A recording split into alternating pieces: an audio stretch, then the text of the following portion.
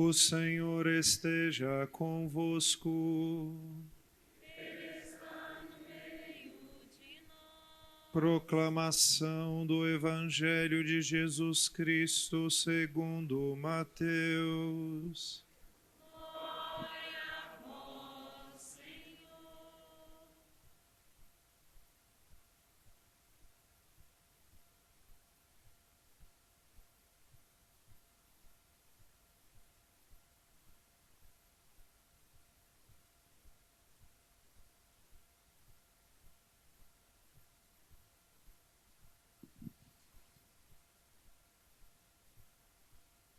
Naquele tempo disse Jesus a seus apóstolos: Não tenhais medo dos homens, pois nada há de encoberto que não seja revelado, e nada há de escondido que não seja conhecido. O que vos digo na escuridão, dizei-o à luz do dia. O que escutais ao pé do ouvido, proclamai-o sobre os telhados. Não tenhais medo daqueles que matam o corpo, mas não podem matar a alma. Pelo contrário, temei aquele que pode destruir a alma e o corpo no inferno. Não se vendem 2 pardais por causa de algumas moedas. No entanto, nenhum deles cai no chão sem o consentimento do vosso Pai. Quanto a vós, até os cabelos da cabeça estão todos contados. Não tenhais medo. Vós valeis mais do que muitos pardais. Portanto, todo aquele que se declara a meu favor diante dos homens, também eu me declararei em favor dele, diante do meu Pai que está nos céus. Aquele, porém, que me negar diante dos homens, também eu o negarei diante do meu Pai que está nos céus. Palavra da salvação. Glória a vós, Senhor.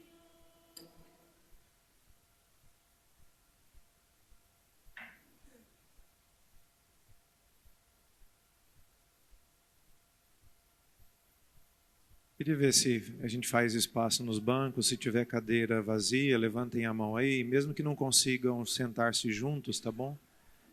Queria também pedir, quem puder colocar a criança no colo, tem muita gente lá atrás, em pé.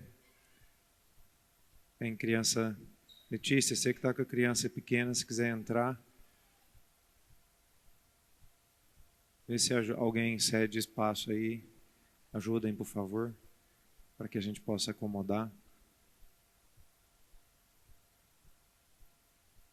Meus caros irmãos, na semana passada, nós ouvimos no texto do Evangelho a eleição dos 12 apóstolos e o envio deles. Então, Jesus, entre os seus discípulos, tem que entender historicamente, né? Jesus começa a pregação do Evangelho, começa a seguir ele uma grande multidão, e depois, entre esses discípulos que começam o seguimento de Jesus, ele escolhe 12, que depois compõem este grupo que, como eu disse no domingo passado, né, vai dar início, podemos dizer assim, a este povo novo, fundado justamente sobre os 12 apóstolos.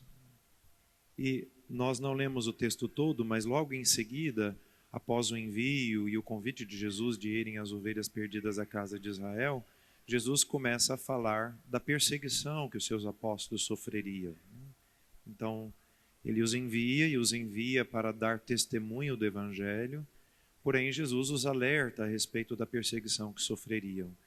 Em outro momento, Jesus vai dizer: se fizeram isso a mim, então vão fazer isso também a vós. Se ouviram a mim, também vão ouvir a vós. Então, isso significa que a sorte dos seus discípulos era a mesma daquele do Mestre, de Jesus Cristo. Então Jesus os envia para darem testemunho do Evangelho, porém os alerta a respeito da perseguição. Por isso o texto de hoje, que faz um salto, né? Eu expliquei assim sumariamente o que está entre o de domingo passado e o desse domingo, né? Jesus começa justamente dizendo: não tenhais medo desses homens, ou seja, não temais aqueles que vos devem perseguir. Jesus repete neste texto de hoje 4 vezes a mesma palavra, né? 3 vezes num sentido e uma em um outro sentido diferente. Em relação àqueles que deveriam perseguir os seus apóstolos, Jesus por 3 vezes repete: não tenhais medo. Em momentos diferentes, a mesma expressão aparece, num contexto imediato um pouco diferente, mas é sempre a mesma expressão. E há uma razão que Jesus dá aos apóstolos para que não temam. Porque os pardais não caem sem que o Pai do céu saiba. E como nós valemos muito mais do que os pardais, então o Pai do céu também está pensando em nós.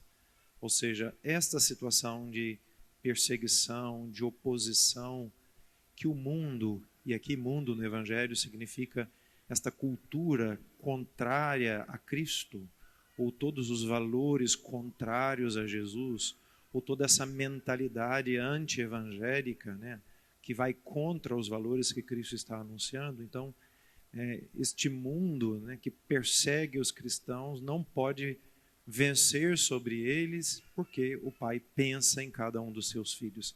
Jesus mesmo vai depois dizer, no fim da sua vida, já próximo da sua morte, né, coragem, eu venci o mundo. Então hoje há uma exortação de um lado a não temer esses que perseguem, que podem simplesmente matar o corpo, ou seja, não pode nos tirar mais do que a nossa própria vida. E a única vez que Jesus usa a palavra temor aqui, ou medo, né, num sentido distinto, é quando ele vai falar: temei antes aquele que pode fazer o corpo e a alma perder-se no inferno. E aí, é claro, ele está falando do Pai. Só que é interessante que o sentido que Jesus quer dar a esta palavra aqui não é a mesma do medo que se poderia ter diante dos perseguidores, mas é o verdadeiro temor filial, já que nós temos um Pai que pensa em nós em todo o tempo, né? Já que temos um Pai tão amoroso, tão cuidadoso, que nos escolhe, que nos envia e que não nos abandona. Então, este Pai devemos ter um temor filial, né? E é este sentimento, que na verdade não é um sentimento, é um dom, na verdade, uma graça particular, mas de algum modo podemos dizer, nessa experiência humana de não querer ofender aquele que ama tanto, né? Neste caso, o Pai, né? Não quero deixar de fazer a vontade do meu Pai que tanto me ama. E o temor que é exigido, vamos dizer assim, diante desse Pai, deve se converter então numa confissão de fé, apesar da perseguição. Jesus vai dizer: todo aquele que me confessar diante do Pai que está no céu, eu também darei testemunho dele.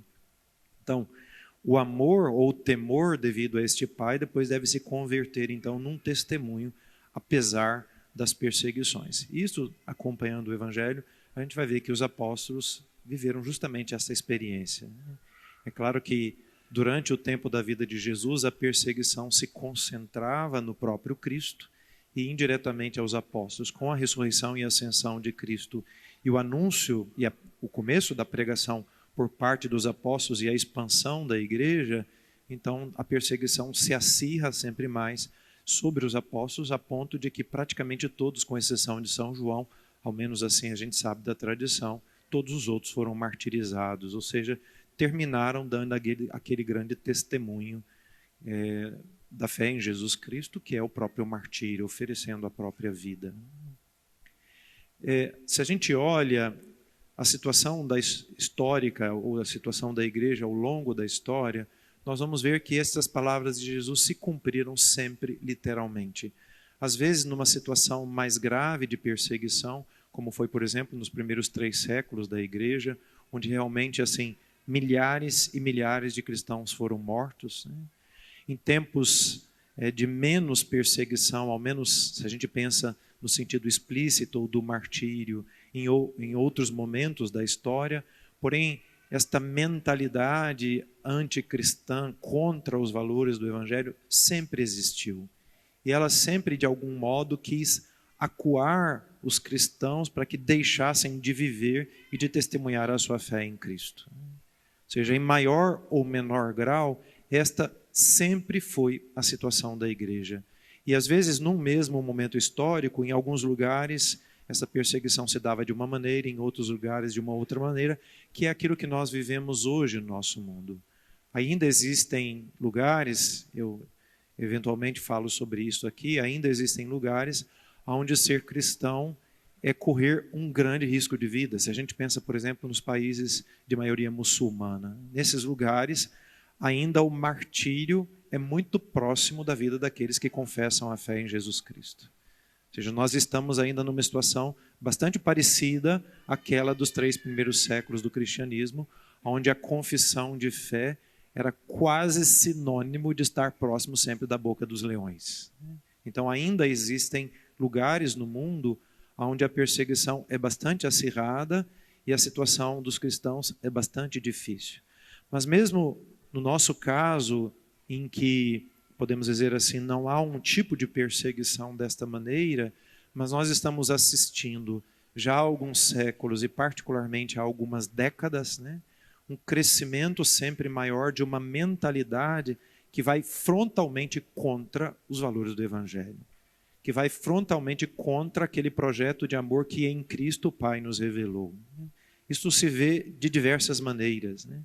E porque há uma mentalidade crescente contra estes valores cristãos, mesmo que no nosso caso, estou dizendo mais no Ocidente, e no nosso caso brasileiro, para dizer alguma coisa de uma realidade muito mais próxima de nós, onde, ao menos teoricamente, ainda as pessoas se dizem cristãs e católicas, né? Mesmo que não haja uma perseguição nesse nível, mas por causa desta mentalidade anticristã, a gente vê avançar sempre mais uma forte pressão para negação, ao menos prática, teórica nem tanto, mas ao menos prática desses valores. Não só uma negação, uma tentativa constante de coação para que todos aqueles que creem em Jesus Cristo e creem nesses valores se sintam meio acuados, se sintam meio atemorizados, para usar as palavras de Cristo hoje no Evangelho, de viver e de defender. Defender não no sentido como se estivéssemos pegando em armas, né? Mas de dar este testemunho e ser capaz de confrontarmos essa situação em que nós vivemos. É um medo de enfrentarmos esta avalanche que é contrária à fé cristã. E que a gente vê instaurado, não preciso dar exemplos, isso é tão evidente que me parece até redundante ficar tentando exemplificar aqui ou acolá, né? Mas é justamente neste contexto em que nós vivemos é que a gente precisa deixar com que essas palavras do Senhor realmente sejam fonte de grande estímulo para nós, né? Nós não devemos ter medo, porque antes de tudo é a nossa missão. E Cristo não nos teria enviado se nós não tivéssemos dele a graça e o acompanhamento para enfrentarmos tudo isso que nós estamos enfrentando nesse momento. É claro que o medo é uma experiência humana. Então, a gente não tem um botãozinho para ligar e desligar o medo que nós experimentamos diante das diversas situações da vida. Porém, o que nós não podemos, e é isso eu penso que Cristo quer de nós, é que nós não deixemos com que este medo nos paralise e nos impeça de viver e de confessar também com a nossa boca, né, tudo aquilo que nós cremos.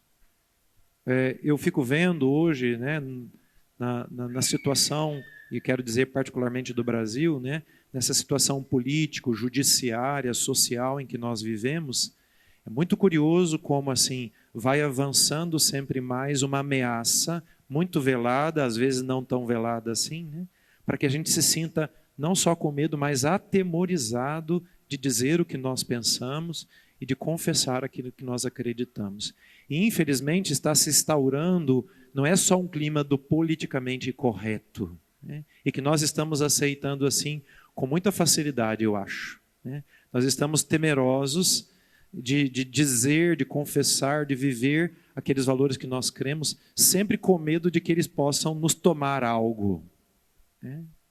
Então estamos com medo de perder a nossa liberdade, estamos com medo de ser processados e perdermos o nosso dinheiro, estamos com medo de que os nossos bens sejam confiscados. Mas a grande pergunta é: por que nós não temos medo de perder a vida eterna? Nós temos medo de que alguém nos coloque na prisão.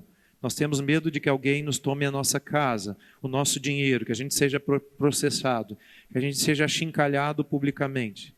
Mas por que nós não temos o mesmo medo ou o mesmo temor reverencial, pensando de outra maneira, como Cristo falou, né? E, por exemplo, de não sermos salvos, de perdermos a vida eterna?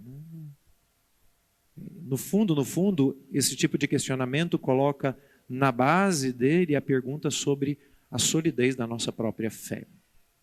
É claro que nós não precisamos ser imprudentes, é claro que nós precisamos saber como enfrentar esta batalha, saber usar as melhores estratégias, porque nós não queremos simplesmente assim não ter medo ou simplesmente assim confrontar esta avalanche do mundo. Nós, na verdade, queremos em primeiro lugar a nossa salvação e queremos também a salvação dos demais. E por isso devemos ser espertos, devemos ser sábios, devemos ser prudentes, sim. Isto é verdade.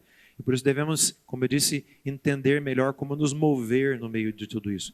Mas isto é uma coisa. Outra coisa é aceitar, como nós estamos aceitando silenciosamente, todas essas coisas estranhas que estão acontecendo no nosso mundo. Estamos assim nos aceitando nos trancafiar dentro da nossa casa, estabelecer uma espécie de privatização da nossa fé. Isto me parece um grande equívoco. Sejamos sábios, sim. Sejamos prudentes, sim. Saibamos e aprendamos a nos mover diante dessa situação, sim. Mas o que seria pior, em última instância, na nossa vida? Não sermos amados, não sermos aceitos, sermos criticados, sermos, quiçá, processados, etc., ou perdermos este grande amor que o Pai do céu tem para nos dar e nos oferece em seu Filho Jesus Cristo. Por isso que é tão bonito, né, como o Senhor nos traz, ao menos todos os domingos, né, nos traz aqui. E por isso já expliquei isso outras vezes, por isso a igreja insiste, nós cristãos devemos santificar este dia, com a oração, com a prática das obras de misericórdia, com a participação da Santa Missa, justamente para que, escutando a palavra, recebendo o corpo e o sangue de Jesus na Eucaristia, mesmo aqueles que, por alguma razão, não pudessem comungar fisicamente o corpo de Cristo, mas estando aqui como uma comunidade viva, que caminha juntos, que se apoia mutuamente, que encontra força nos momentos alegres, nos momentos de encontro formais e informais, né? Que se reúne para rezar, né? Por isso a igreja está dizendo, é tão importante isso, e é tão bonito, porque aqui e desta maneira, nós vamos encontrando as forças que nós precisamos, e sobretudo pela escuta do Evangelho, essas convicções vão aprofundando-se dentro de nós, para que a partir de dentro a gente encontre muita força para confessar a fé em Jesus Cristo. E para mantermos-nos fiéis a isto. Eu não quero ser profeta da desgraça, e nem acho que é isto. Na verdade, simplesmente um bom senso histórico. Para aqueles que têm mais idade, talvez isso seja ainda mais evidente, como as coisas estão sempre se tornando piores. E o que hoje é simplesmente velado, entra de uma maneira sutil, com o nome também de medo, só que com aquele nome vulgar que é fobia, tudo virou fobia agora, né? Então, vai entrando desta maneira e nós estamos nos acuando diante da necessidade de dar testemunho de Jesus Cristo. É claro que não deveria ser só por medo. Eu tomei esta palavra porque ela aparece muito, mas não é isto, né? Não deveríamos confessar Jesus Cristo por medo de ir para o inferno. Não é isto não, né? Mas é porque diante de alguém que morreu por mim, que deu a vida por mim, que continua a oferecer-se por mim sobre esse altar, que tem um amor individual por mim, que custou o seu próprio sangue, né? Não tem uma outra possibilidade de resposta, a não ser a mesma coragem que vem do amor de oferecer uma resposta diante dele, uma resposta que se converte na nossa confissão de fé. Por isso, eu queria terminar dizendo uma coisa. Se a gente olha para a história do cristianismo, né, sempre houveram esses movimentos, como eu disse, maiores ou menores, com maior ou menor intensidade, de uma tentativa de constranger os cristãos a não viverem a sua fé. E é nestas horas que Deus sempre cuidou de levantar ainda mais do coração dos cristãos grande força para enfrentar essas situações. O Senhor não nos vai abandonar. Ele nunca fez isso com a sua igreja. Ele não nos vai deixar sozinhos. Por isso, não temamos. Não temamos. O que parece forte, São Paulo disse, né? Diante de Deus é fraco. E Deus escolhe o que diante do mundo é fraco justamente para mostrar a sua força. Por isso a gente precisa ficar sempre de cabeça erguida, com o coração em Deus, porque o Senhor vai nos sustentar e nos dar as graças para que a gente enfrente essa situação em que estamos vivendo. Louvado seja o nosso Senhor Jesus Cristo.